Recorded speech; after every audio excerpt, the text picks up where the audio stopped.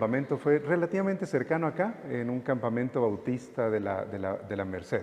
Pero fue justamente allí, en el año 95, que empecé todas mis actividades con el movimiento estudiantil y hasta ahora. En la CESE y fuera de la CESE también, como ustedes escucharon, ahorita mucho más con el equipo regional y un proyecto específico, un proyecto en particular, mejor dicho, que se llama la iniciativa Logos y Cosmos. La iniciativa Logos y Cosmos, el enfoque está en mentorear académicos cristianos, hombres y mujeres, para fortalecer sus capacidades del diálogo entre las ciencias, sus disciplinas académicas y la teología cristiana. Y eso es a lo que fundamentalmente me dedico. Pero un gusto estar con ustedes en esta mañana. Oremos. Padre, una vez más, muchísimas gracias por tu presencia. Además, Señor, muy agradecidos por la presencia de tu Espíritu Santo. Y confiamos en que tu Espíritu Santo nos dará todo lo necesario para que como comunidad y como individuos interpretemos las Escrituras, de tal manera que estas Escrituras se vuelvan en nosotros actos, gestos, prácticas de una obediencia alegre a ti y a tu reino. Todo esto oramos en el nombre de Jesús. Amén.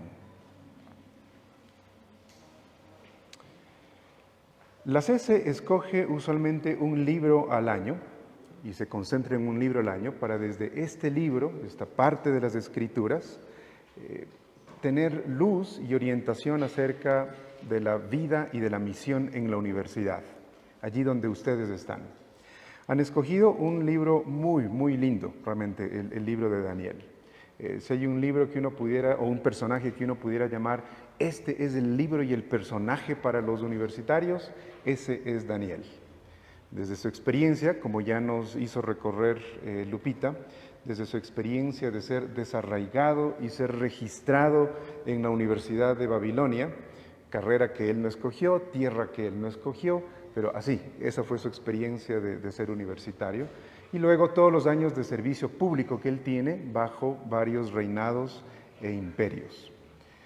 Entonces, este campamento, de manera concentrada, ustedes van a recibir todos los insumos que necesitan para la vida de fe allí en la universidad y en el ámbito laboral también.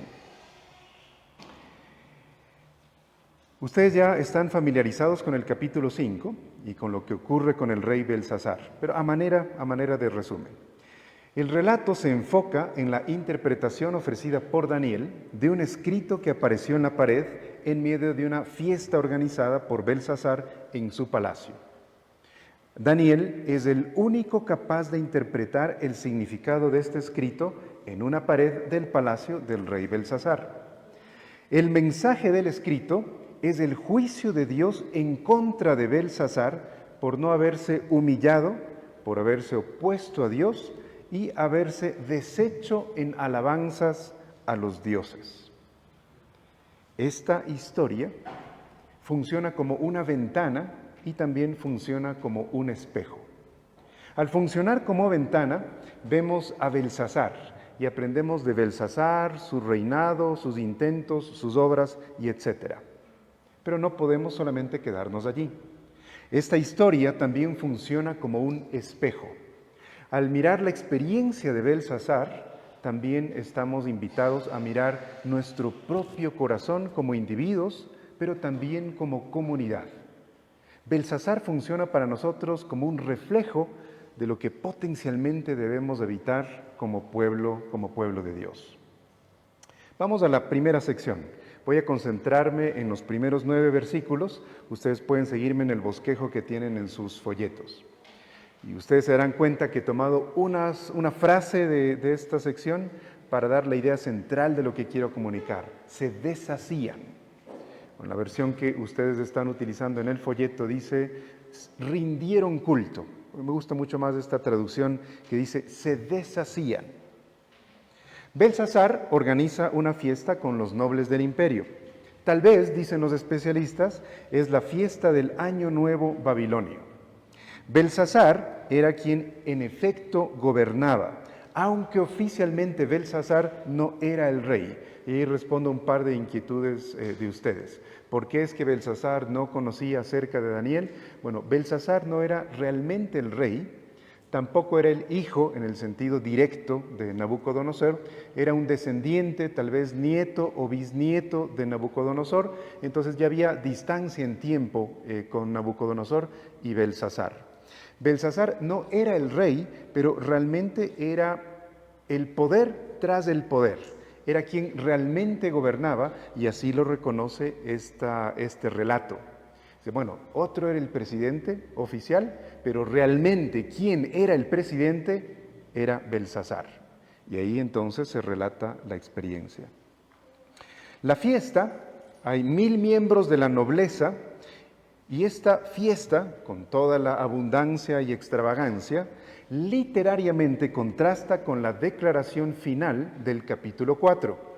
Ustedes van brevemente al final del capítulo 4 y allí se nos relata que Nabucodonosor, luego de recuperar su cordura, luego de recuperar el juicio, está alabando, exaltando, glorificando a Dios y reconociendo que este Dios, que lo humilló, pero que también le ayudó a recuperar su sanidad, es recto y justo. E inmediatamente empieza el relato del capítulo 5, ahí con una fiesta y con un desorden. Nabucodonosor había recuperado la cordura y su nieto o bisnieto, que ni siquiera era oficialmente el rey, estaba ya desvariando. Hay un contraste literario que se establece allí entre el final del capítulo 4 y el inicio del capítulo 5. Otro dato más. La fiesta se organiza en medio de una amenaza político-militar y un inminente conflicto armado. De eso se da cuenta al final, en el verso 30 del capítulo 5. Los medos y los persas asaltan finalmente al imperio babilónico y toman el poder y toman absolutamente todo el gobierno. Pero la fiesta se desarrolla en medio de una amenaza político-militar y un inminente conflicto armado que Belsasar decidió ignorar. Y eso es un reflejo, nos abre una ventana a lo que ocurre en el manejo del poder. ¿En qué están concentrados aquellos que gobiernan? ¿Cuáles son las fiestas que están organizando aquellos que gobiernan en medio de amenazas político-militares o inminentes conflictos armados? ¿A qué se dedican aquellos que deberían estar o están, de hecho, proveyendo el liderazgo? Y esa es una pregunta también para nosotros si tenemos algún nivel de responsabilidad de liderazgo. ¿En dónde está nuestra atención frente a las amenazas inminentes a nuestro alrededor? ¿Estamos poniendo atención a las amenazas o estamos organizando fiestas solamente como para pasar el rato e intentar ignorar las amenazas? Les pregunto, piénsenlo y de pronto lo conversan en parejas. ¿Cómo son las fiestas o cómo son las redes sociales de los poderosos y famosos? ¿Serán estilo de fiestas así como la que organizó Belsasar, completamente ignorando la amenaza político-militar y el inminente conflicto armado que significaría el fin de su reino? O para ponerle un poquito más de picante, en las redes sociales de aquellos que representan los 3 o 4 poderes del país, acá en el Ecuador, ¿cómo son esas redes sociales? ¿De qué nos hablan de estas autoridades de allí en sus redes sociales? Conversen, un minutito para que conversen en parejas o en grupos de 3 máximo.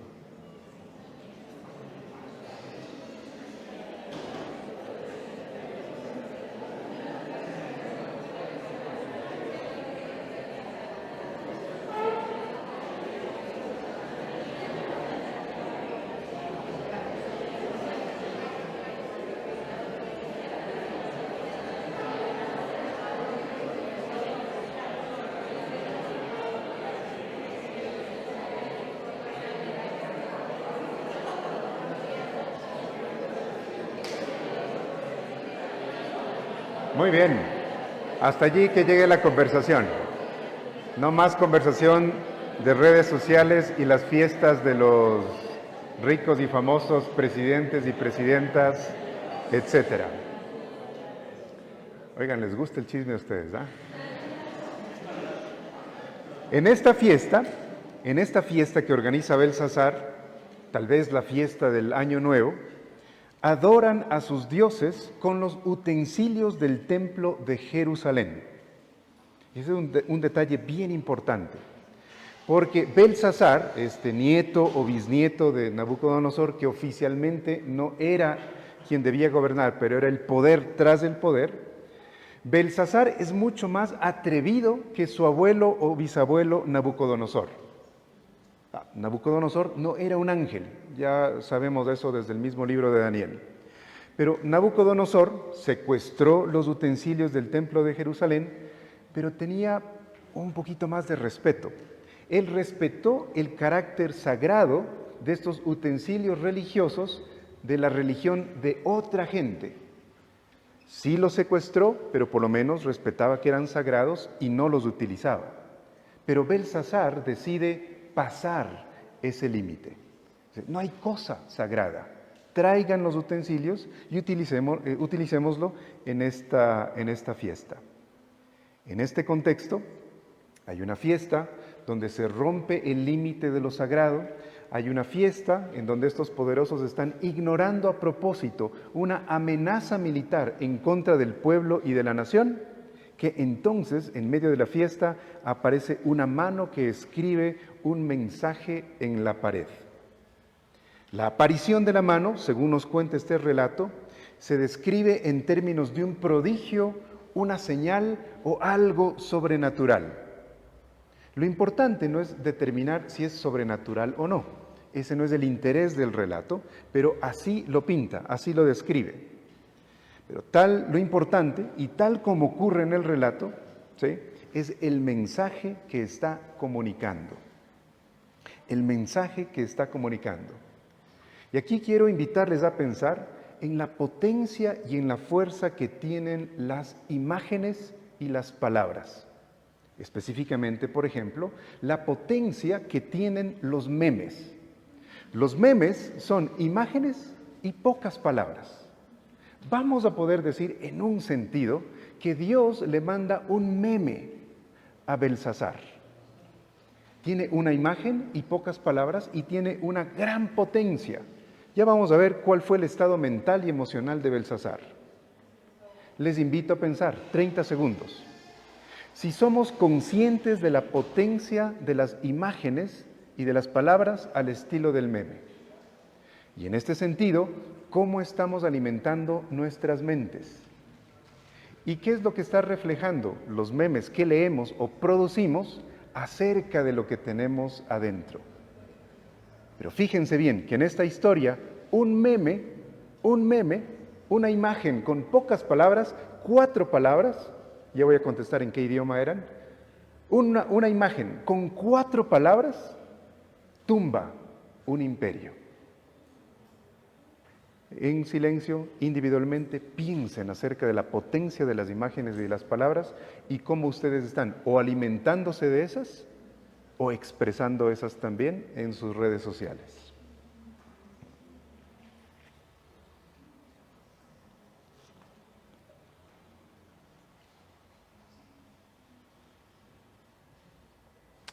Muy bien. Belsasar mira la imagen, mira las palabras, mira este meme divino y muy asustado pide una interpretación. Pero los sabios de Babilonia no son capaces de ofrecerle una interpretación. Fijémonos bien porque hay mucho énfasis en este relato en el estado mental y emocional al que llega Belsasar. Verso 6. Rostro pálido, rodillas temblorosas, no podía sostenerse sobre sí mismo. Verso 9. Está más asustado, está pálido y los nobles que están en la fiesta además están confundidos. Finalmente, en el verso 10, se nos describe como que está alarmado y está pálido. 3 veces se dice que está pálido, sin sangre en el rostro. Ese es el estado mental y emocional de Belsasar. Se hace además un énfasis en el relato acerca de la incapacidad de los sabios de Babilonia para descifrar lo que estaba ocurriendo. En el verso 8 se nos dice, no pudieron descifrar, no pudieron decir el significado, no pudieron darle sentido a la situación. La capacidad de descifrar, interpretar y de dar sentido, estos nobles y estos sabios la tenían atrofiada. Les pregunto, ¿será que las universidades en el país han estado desarrollando bien o han estado atrofiando de pronto su capacidad de dar interpretación y sentido a lo que está ocurriendo en nuestra patria? ¿Será que las universidades en efecto les están a ustedes educando para que sean profesionales, hombres y mujeres, que ayuden a interpretar lo que sucede en el país y le den sentido y solución? ¿O será que también, como en el tiempo de Babilonia y en el tiempo de Belsasar, la academia, la universidad, es incapaz, tiene la capacidad atrofiada de descifrar, interpretar o dar sentido? Conversando hace unas horas o ayer acerca de la situación del país, decíamos con algunos de los amigos que estábamos sentados, el Ecuador realmente ya no está en crisis. Hemos superado la crisis. Estamos realmente en un punto de decadencia. ¿Será viable el Estado? ¿Será viable el país? Ahí. ¿Dónde están entonces pues los sabios y sabias del Ecuador que pudieran ayudar a dar sentido a lo que pasa y en efecto superarlo? Pero de pronto también nos encontramos en una situación de un inminente caos, de un inminente fin, en que los sabios, los universitarios, la academia, aquellos que estudian supuestamente la realidad, tienen la capacidad realmente atrofiada ya de descifrar, interpretar y dar sentido. Me gustó mucho lo que dijo Paul hace unos minutitos que él estaba compartiendo, porque en medio de esta pregunta, ¿quién entonces va a descifrar, interpretar y dar sentido a lo que ocurre en el país o América Latina? ¿O quién de pronto va a descifrar, interpretar y dar sentido a nuestras propias historias personales o comunitarias, en donde hay mucho dolor? ¿Quién? Y muy sabiamente y con mucha atención, Paul nos estaba recordando la respuesta. Hay un hombre.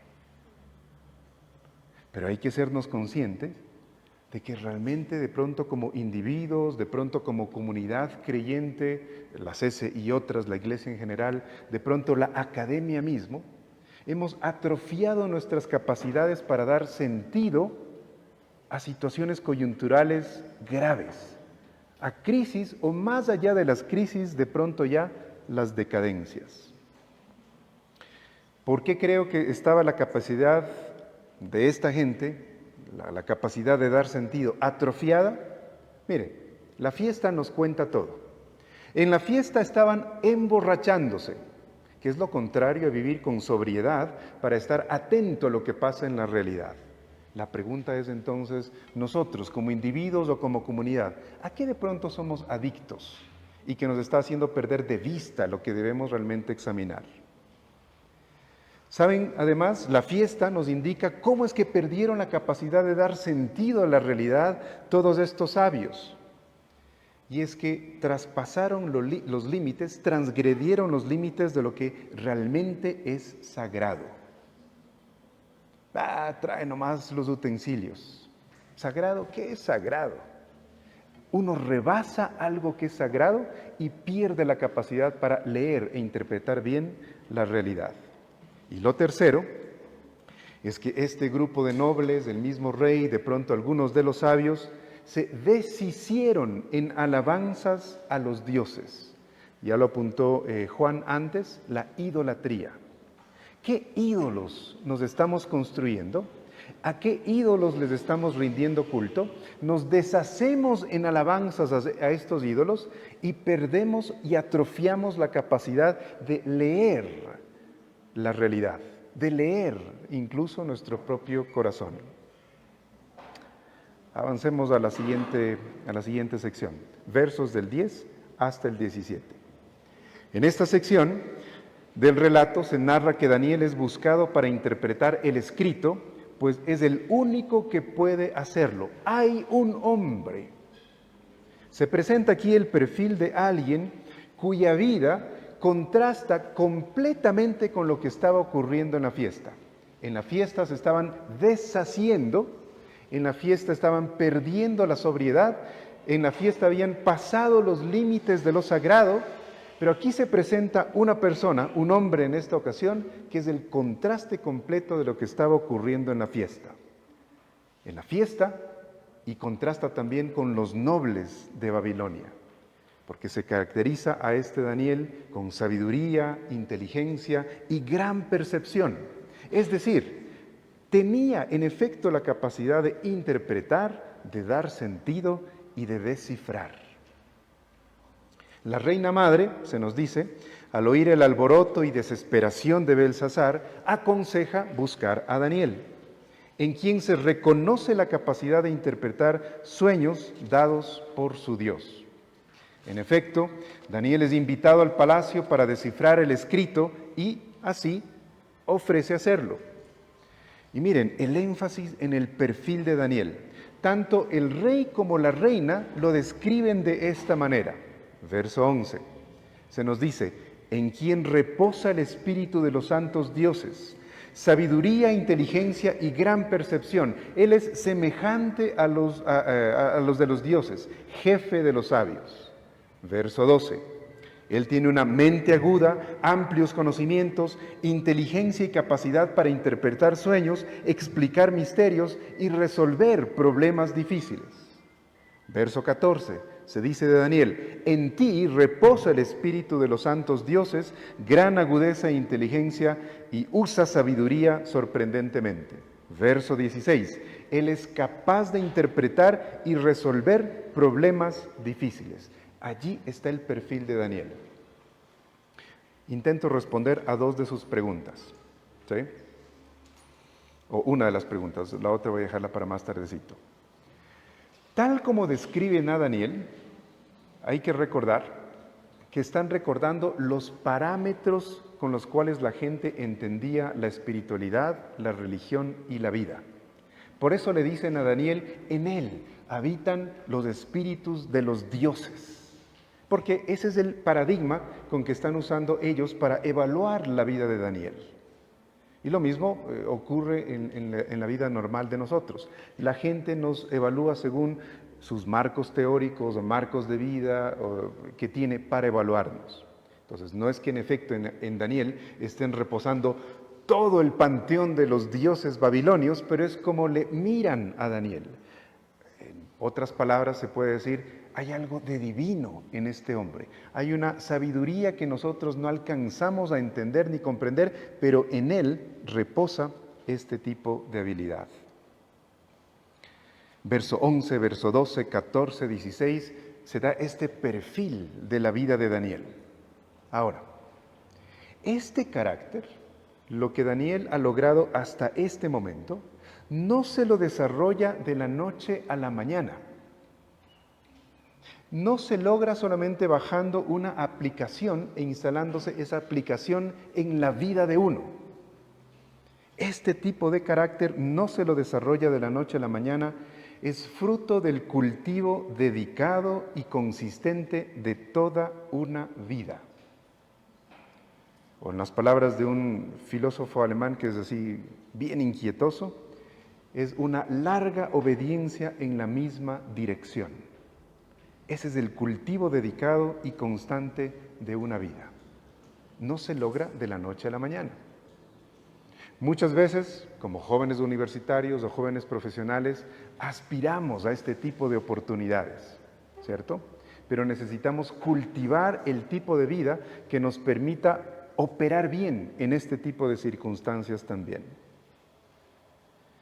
¿Cómo es que cultivó Daniel este tipo de carácter en su vida? Lentamente, dedicadamente, consistentemente, en este tipo de larga obediencia en la misma dirección. Ya lo vimos con Lupita en la primera exposición. Se cultiva diciendo o sabiendo decir sí a algunas cosas y diciendo no a otras cosas.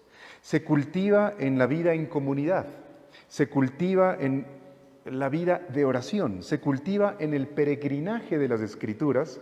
Ustedes se habrán fijado que en el capítulo 9 Daniel está estudiando la Biblia, específicamente Jeremías 25. Se cultiva además con la práctica de otro tipo de hábitos espirituales, que en el caso de Daniel era el ayuno. Además se cultiva con un manejo adecuado del poder y de sus privilegios. Todo lo que usted me está ofreciendo, no me lo dé.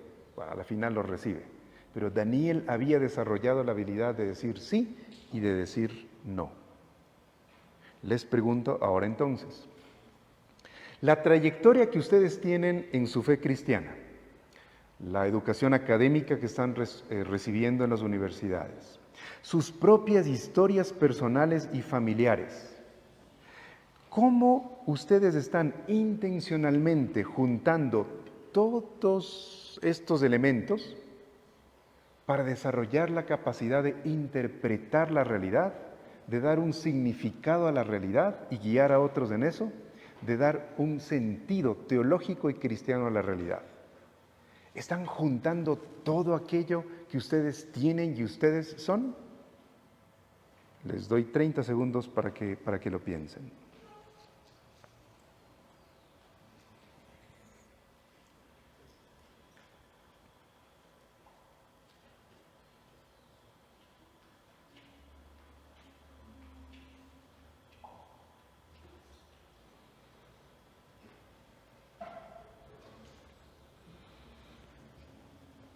En la anterior sección habíamos señalado la potencia de una imagen y de unas pocas palabras, que es la potencia de un meme. ¿Sí? Ahora quiero hacer solamente el énfasis en la potencia que tiene el carácter. Y vuelvo a lo que nos dijo Paul hace unos minutos. Hay un hombre, hay una mujer. Ahí está la potencia, la fuerza que tiene el carácter cristiano cultivado a lo largo de los años. Vamos a la tercera sección, versos desde el 18 hasta el 31. En esta sección, ustedes ya la tienen familiarizada, se narra la interpretación que ofrece Daniel al rey. Daniel le predica el juicio de Dios a Belsasar. Y de manera muy directa, de manera muy asertiva, le dice, el juicio de Dios le ha llegado a su vida por no humillarse, por rebasar lo que es sagrado, por deshacerse en alabanzas a los dioses. Y el juicio consiste en que él pierde el reino y pierde la vida. Daniel interpreta para Belsasar el escrito recurriendo. La estrategia de Daniel es bien interesante porque recurre a la memoria de la persona de Nabucodonosor y cómo Dios lo humilló a él por volverse arrogante y orgulloso. Le dice, mire, le voy a recordar la historia de su abuelo o de su bisabuelo. Con esto Daniel le está diciendo, no vamos a ir a los detalles de esto, pero con esto Daniel le está diciendo, usted ha desperdiciado la oportunidad de aprender de la crisis de sus antepasados y de la crisis de otros.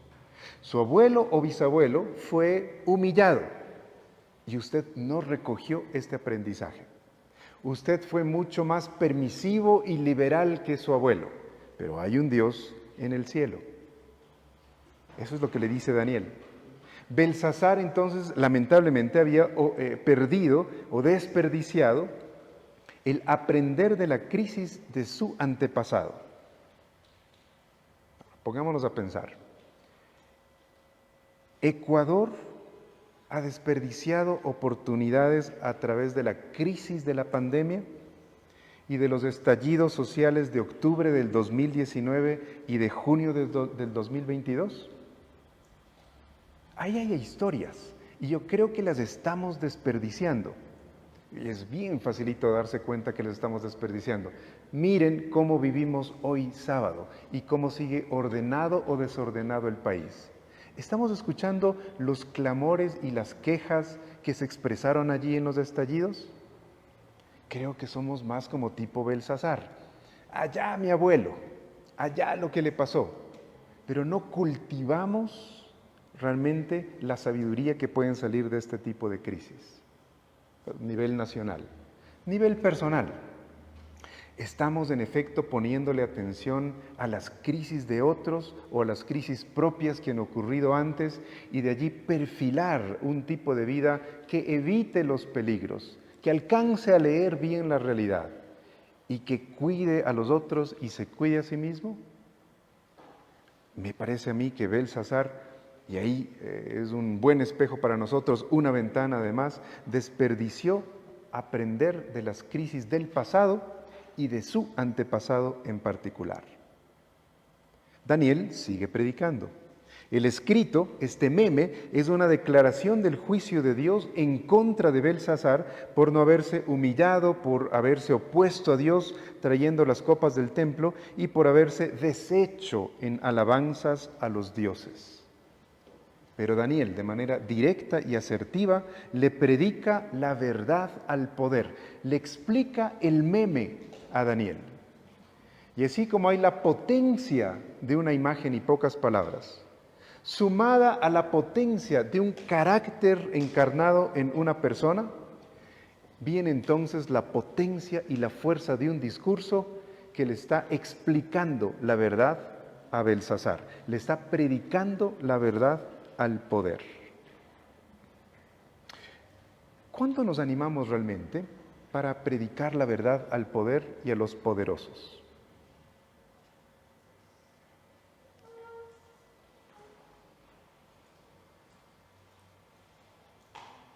¿Será que nosotros como Iglesia Evangélica Ecuatoriana no somos capaces de predicarle la verdad al poderoso porque nos hemos descuidado de cultivar un carácter que nos haga coherentes? ¿Y será que hemos perdido esta capacidad porque somos incapaces de usar bien imágenes y palabras para comunicar un mensaje de Dios? Pero no nos olvidemos que hay mucha potencia en un discurso que explica los juicios de Dios, hay mucha potencia en un carácter al estilo de Cristo y al estilo de Dios, y hay mucha potencia en una imagen, porque una imagen puede literalmente, como vemos acá, tumbar un imperio. Quiero terminar haciendo una reflexión sobre esta palabra deshacerse. Eso me llamó poderosamente la atención. Al inicio y al final del relato se nos dice: ustedes se deshicieron en alabanzas a los dioses. ¿Sí? Deshacerse puede significar positivamente lo siguiente: trabajar con ahínco, extremar una muestra de respeto. Me deshago por esta persona. Me estoy deshaciendo organizándole esta fiesta a mi querido o mi querida. Me deshago en elaborar este tipo de regalo, este poemita para él, para ella. Me deshago en halagos por él o por ella. Pero la palabra deshacerse también funciona negativamente, significando desgastarse, descomponerse, disolver, disipar. Y eso es lo que les estaba ocurriendo a Belsasar y estos nobles. El deshacerse en alabanzas a sus dioses literalmente les deshizo. Muere asesinado, otro se apodera del reino, ¿sí? Algo que no sucedió de la noche a la mañana. La amenaza ya estaba allí, pero Belsasar ciego, los nobles ciegos, los líderes ciegos, prefirieron celebrar la fiesta del Año Nuevo, quemar los monigotes y quemar el año viejo, completamente despistados de las amenazas que estaban a su alrededor. Ahí les pregunto, y con esto concluimos: ¿cuál es el tipo de proyecto de vida o proyectos que estamos construyendo? ¿Son los que van a deshacernos o los que van a hacernos? ¿Son los que van a destruirnos o son los que van a construirnos? Primero. Segundo, ¿estamos en efecto desarrollando este tipo de sabiduría que acumulativamente le hacemos parte de nuestro carácter? De tal manera que en una coyuntura pueden decir, aquí hay un hombre, aquí hay una mujer, por cierto, era de las S, tráiganlo. Pero ese es un cultivo de día a día, semana tras semana, una larga obediencia en la misma dirección. Y la tercera, estamos desarrollando las agallas, los arrestos, para en efecto poder predicarle la verdad al poder y, si fuera el caso, anunciar los juicios de Dios frente a desgracias que ocurren. Les invito a que sigamos pensando en estas y otras cosas que el libro de Daniel, y en particular Daniel 5, nos ofrece. Les invito a que hagamos unos 30 segunditos de silencio, de tal manera que podamos recoger todo lo que hemos escuchado.